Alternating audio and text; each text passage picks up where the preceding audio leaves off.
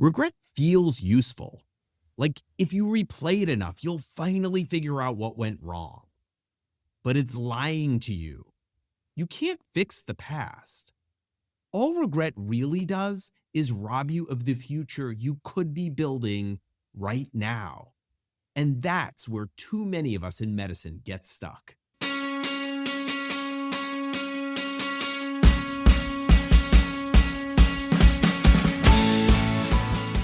This is the Better Physician Life podcast. I'm Dr. Michael Hersh, a full-time practicing gastroenterologist, a husband, a dad, and the founder of Better Physician Life Coaching. This podcast is designed to help physicians create work-life balance, set goals, manage stress, and feel more present at home and less annoyed at work. It's time to stop feeling trapped in medicine and start enjoying the lives we've worked so hard to build. Well, hey everyone, and welcome to another episode of Better Physician Life. Thank you so much for being here today. So today I want to discuss something we don't talk a lot about in medicine, but it's there, creeping in the background. And that's regret. The late night what ifs, the nagging voice that says, you should have chosen differently. It's that weight you carry around when you wonder if the last 15 or 20 years of training and practice were the right decision for you. I've seen it in my colleagues and I've seen it in myself. And I've coached so many physicians who just can't shake the feeling. They're haunted by the choices they made in medical school, residency, fellowship, marriage, career moves, and they've convinced themselves their best life slipped away years ago. They're missing something in their life right now because they might have chosen wrong. Regrets like those feel like truth. It feels like evidence that we did something wrong, that we chose wrong. But most of the time, it's just a story your brain keeps replaying. And like most old stories, it leaves out the details that actually matter. Here's how it usually works. Regret runs like a bad highlight reel. You hear the voice, you should have known better. You should have seen this coming. And once it's in your head, it's relentless. I remember reading Robert Frost's The Road Not Taken back in middle school. And even back then, I felt the weight of that traveler at the fork in the road. One path, well-worn, clearly laid out, the other one far less traveled. And he picks one and promises himself that he's going to come back to the other path, but then admits he probably won't. And then there's that last line. I took the one less traveled by, and that has made all the difference. It's pretty striking. But here's what you don't notice until you're older. I certainly didn't realize it back in middle school. Frost never says the difference was good or bad. He just says it was different. And that's regret in a nutshell. We build this fantasy about the road we didn't take. Perfect hours, perfect balance, perfect life. But that's a lie. That road doesn't exist. The one you did take, that's real. That's where you learned, you built relationships, you earned some scars, and you became who you are today. And I see it every day in medicine, especially in those Facebook groups that are supposedly there to support doctors. A physician will post something like, I made the wrong decision by choosing a career in medicine, or I should have chosen another specialty, or another city, or maybe even another life. And then the comments start rolling in. Empathy, encouragement, sometimes even concern. And unfortunately, there are also some keyboard warriors who offer much less helpful and sometimes even shaming contents. But underneath it all is this unspoken truth that regret is everywhere in this profession. We just don't talk about it much. why is it that regret sticks? The answer is because it feels important. It feels urgent. Like if you replay it enough times, you'll finally figure out the move you should have made. But regret doesn't move you forward. It just spins your wheels and burns your energy. We regret because we tell ourselves life would have been better if we'd chosen differently. We build this whole fantasy where everything turned out perfectly. But when you actually look back, you forget what it was like in that moment when you were making the decision. The lack of information, the pressure, the fatigue, the fear. And when that happens, I like to remind myself of this. You made the best decision you could with the information you had at the time. That doesn't mean the decision was flawless. It means you weren't careless. You weren't weak. You were a human being doing your best with what you knew. Sure, you might have handled that same decision very differently today, but you're not making the decision today. Today, you're using knowledge that you gained after you made that decision. That's growth. That's wisdom. But you can't beat up the younger version of yourself for not knowing then what you know now. And here's the most important piece of the puzzle. If you'd chosen differently, you'd still have regrets. They'd just be different ones. Because regret isn't about the decision. It's about the story you're telling yourself about the decision. Regret doesn't just weigh on you, it robs you. And when you're caught in it, you're not here. You're not really with your spouse. You're not really hearing your kids.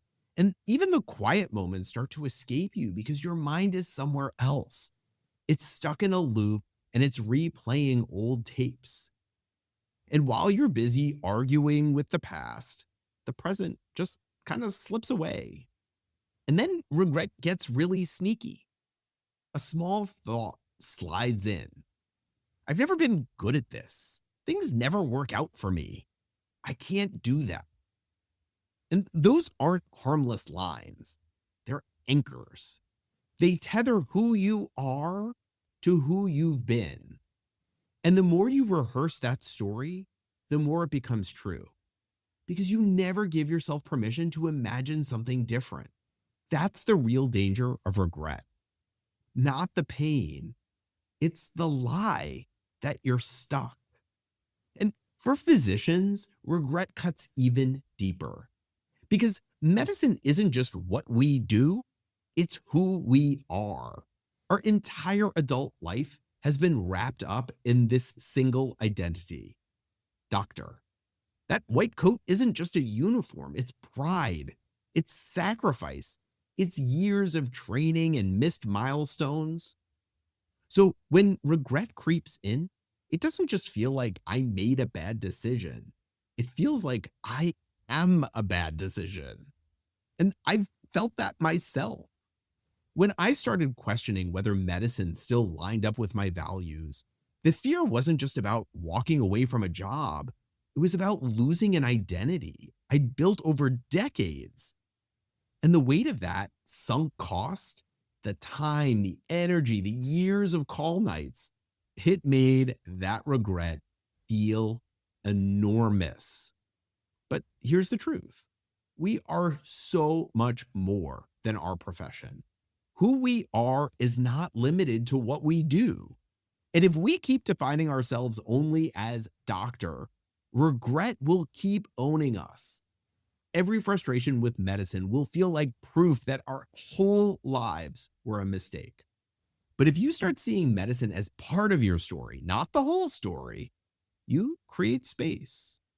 Space for growth, space for pivots, space to reinvent yourself if you choose to. So, what are the alternatives? Well, the first step is curiosity, not judgment, curiosity. Instead of hammering yourself with, I blew it, try asking, why am I regretting this right now? What story am I telling myself about what that decision means today? Most of the time, regret shows up because we've convinced ourselves a door has slammed shut forever, that there's no going back. But is that actually true? So, there was this post I saw recently where a physician posted, I regret going to medical school because no other industry will take me seriously, which is a heavy thought. But let's be honest, if a college kid introduced themselves as a doctor, you wouldn't take them seriously either. They hadn't done the work yet. What makes you credible, the thing that opens doors, is exactly that. It's the training, the long road we've already walked. And if you want to be taken seriously in another field, you'll have to do the work that that field values. So the real question is, how badly do you want it? Because medicine doesn't pigeonhole you. It equips you. It equips you with skills and it equips you with the ability to learn new things. The question isn't, can I pivot? It's, will I let regret stop me from doing the things that I want to do? And here's another thing to think about. The decisions you made didn't just come with regrets. They came with gifts. Maybe you met your spouse in residency. Maybe you landed in a city you love because of fellowship. Maybe you built friendships, resilience, financial stability, things you would have missed on another path. None of that is small, and none of it was guaranteed if you'd chosen differently. There are always gifts. You just have to name them. So let's pause for a moment.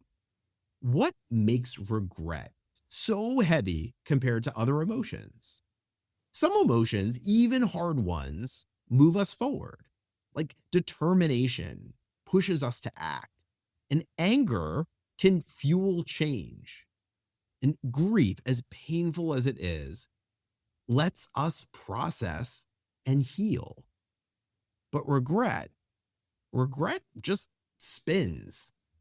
It loops the same story again and again. It burns energy and builds nothing. You replay conversations, you rewrite choices in your head, you imagine versions of the past that never existed. And while you're stuck in that loop, nothing in your present actually moves. That's what makes regret dangerous. It's an indulgent emotion. It feels productive, like reflection, but it's not. It's rumination wearing a disguise. And the alternative is to turn that attention forward with curiosity, reflection, and then action. That's where growth happens. That's where momentum returns. And here's where the real power lives. Regret is about the past, but you don't live there. You live right here in the present. And the present is the only place you get to decide. Picture yourself 5 or 10 years down the road, looking back at this exact moment. What do you want that person to say? You want them to say thank you. Thank you for making the hard call. Thank you for deciding who I was going to be. Right then, right there. That's the move. Not wishing the past away, not romanticizing the road you didn't take, but deciding today who you're going to be, and then taking one small step toward it. You don't need permission. You do not need perfect timing. You get to just make the decision right here, right now. And this is where coaching comes in. Because if you're anything like me, or like most physicians, you can't always see through your own fog. You get stuck in the regret loop without even realizing it. Physician coaching shines a light on those patterns. It shows us the indulgent emotions and what's draining us. And It gives us the ability to practice new thoughts, new choices, and new ways of showing up in our life. So I'll give you one example of a physician that I had coached who was drowning in regret over her specialty. Every time she thought about her career, the same loop played. I chose wrong. I wasted all this time, and now I'm trapped. I'm stuck here. She was exhausted, cynical, and convinced there was no way out. But through coaching, she started to see those thoughts for what they were. Stories, not facts, just stories. And once she saw them that way, everything shifted. Her training hadn't trapped her, it equipped her. Within a year, she'd pivoted into a role that she loved and was much better suited for her, one she never would have discovered without her specialty training. The regret didn't disappear, but it was able to change shape. And for the first time, she could thank her past self instead of wishing she had chosen differently. That's the power of coaching. It doesn't rewrite the past. It doesn't sugarcoat reality. It helps you stop living back there and start living in the here and now. And I'll be blunt, most of us cannot pull this off alone. I know I can't. We're too conditioned to grind, too skilled at ignoring the pain, too practiced at just powering through.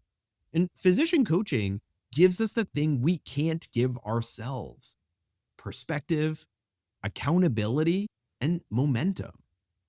If you've been circling the same regrets for years, maybe decades, consider this your invitation. Put the weight down. Stop carrying it. Start building something better. So let me leave you with this. Where's the regret that keeps circling in your head? And what if, instead of asking what if, you started asking what now? The past is fixed, but the future is wide open. The only question is, will you keep looking backward, or are you ready to face forward and choose today? Because today is the only place you actually get to decide. That's where freedom lives. Thank you so much for being here with me today and for listening, and I'm going to see you next time on the Better Physician Life podcast. Take care. Thanks for hanging out with me today. I know how full your days are, so the fact that you chose to spend this time here means something. If anything in this episode hit home, hit subscribe and send it to a colleague who might need it. And if you want to learn more, check out my website at www.betterphysicianlife.com. These conversations matter more than we realize. And please take care of yourself. I'll see you next time.